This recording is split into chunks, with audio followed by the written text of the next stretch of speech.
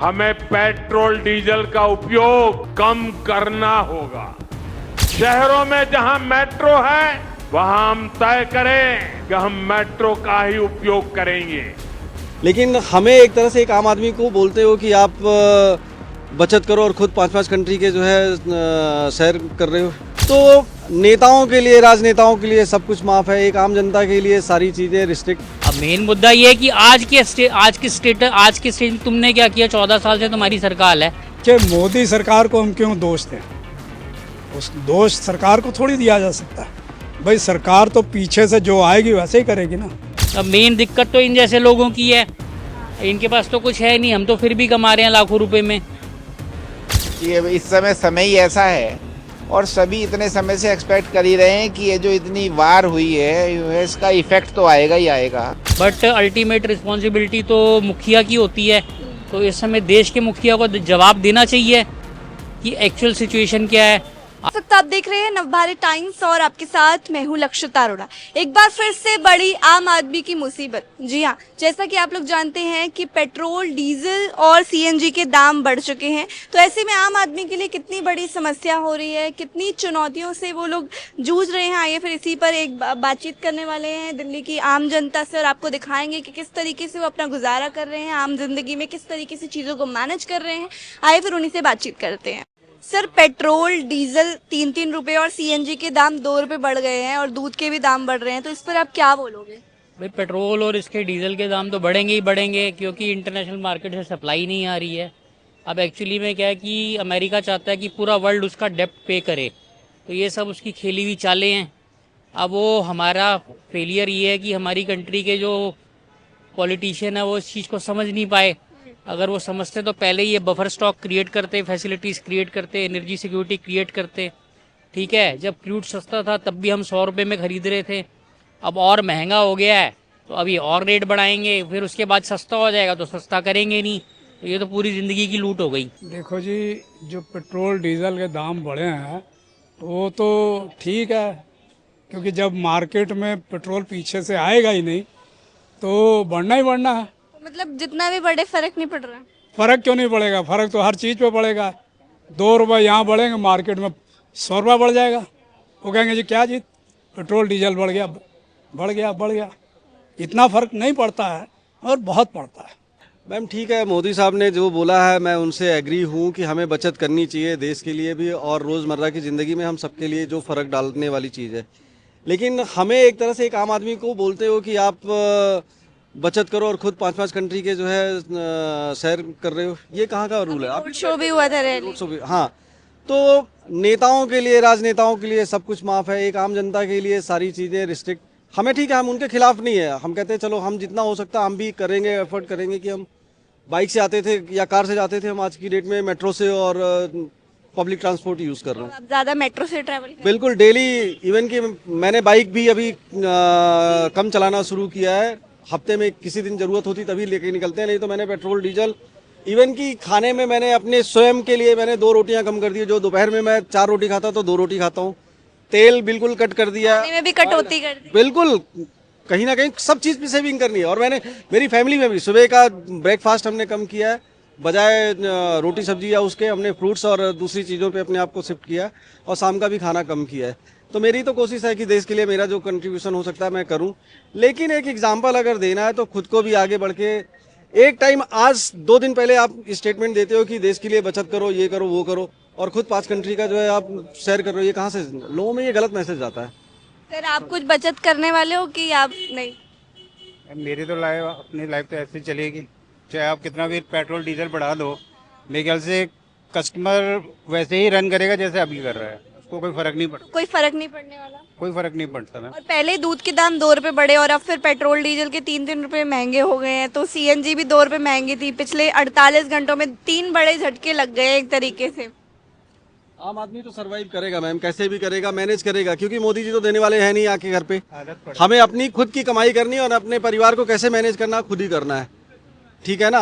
तो ठीक है, एक भारतीय नागरिक होने के नाते हमारा फर्ज बनता है कि हम देश के लिए जो कंट्रीब्यूट कर सके, जहाँ जहाँ पे सेविंग कर सकते हैं, जो मिस यूजेज है उसको रोक सके, उसमें हम जरूर करेंगे। बट आपको लगता है कि ये कोई फर्क पड़ेगा किसी को इस चीज़ से बढ़ने से?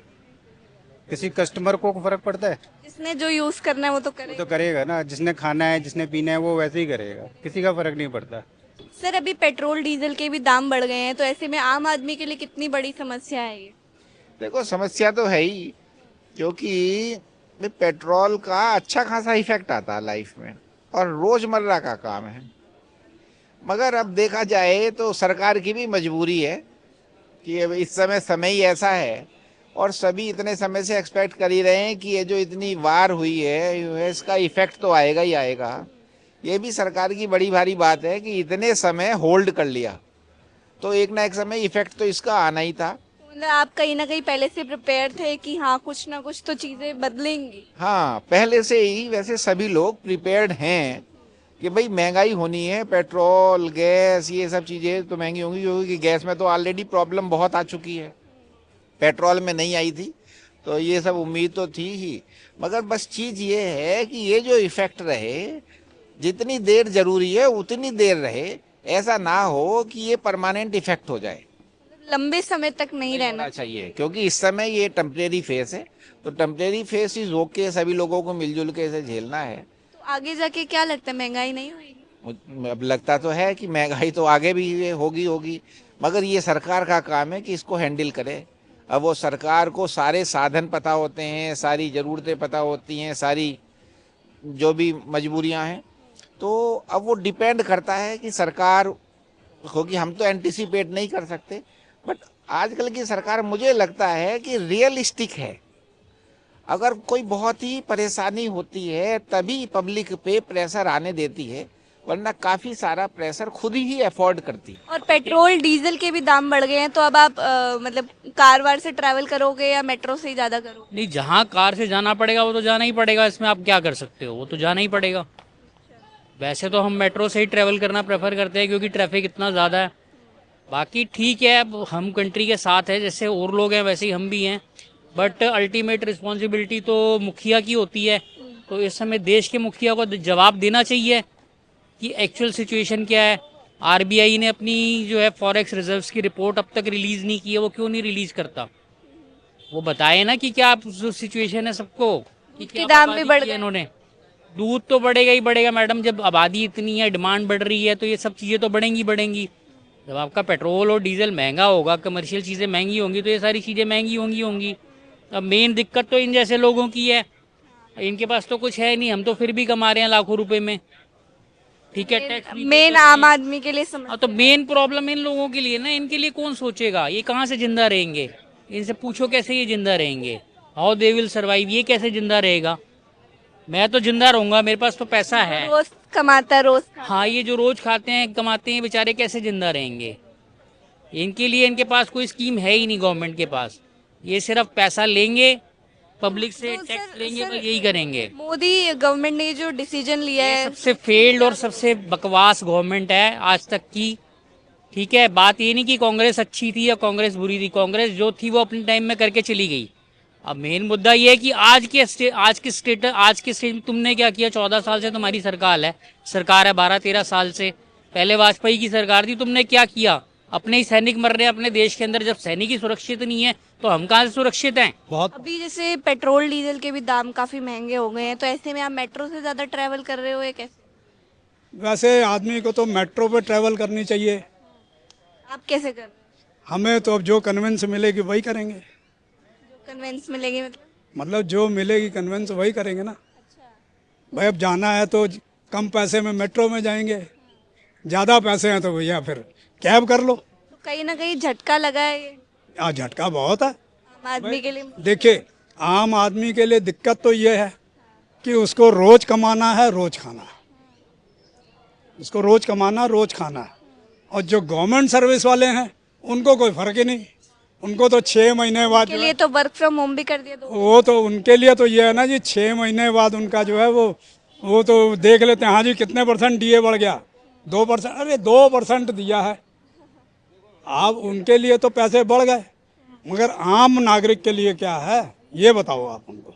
आम नागरिक के लिए तो कुछ नहीं है। अच्छा, दूध सब चीजों में चाहिए होता है, हर घर में बहुत ज्यादा ही चाहिए होता है, उसके भी दाम बढ़ गए हैं। हाँ, दूध के भी दाम बढ़ गए, हर चीज़ के दाम बढ़ा दिए गए हैं इसमें। कहीं ना कहीं आम आदमी का जो बजट है वो थोड़ा हिलने वाला है। बिल्कुल बिल्कुल हिल जाएगा जी। बजट तो हर आदमी परेशान है इसमें। कहीं ना कहीं इसमें गलती मोदी सरकार की है कि नहीं? देखिए, मोदी सरकार को हम क्यों दोष दें? उस दोष सरकार को थोड़ी दिया जा सकता है। भाई सरकार तो पीछे से जो आएगी वैसे ही करेगी ना। भाई अगर उसको बाहर से तेल, तो उसके यहाँ इंडिया में तेल का कहाँ से प्रोडक्शन है बता दे कोई मुझको। नेता लोग कहते हैं जी मोदी जी ने ये कर दिया, मोदी जी ने वो कर दिया, फलाना कर दिया। कोस रहे हैं लोग तो मोदी को। गलत कोसते हैं ना, उनको कोई काम धाम तो है नहीं, कोसना ही कोसना है बस। उनको कह दो आओ जरा चलाओ आकर के देश।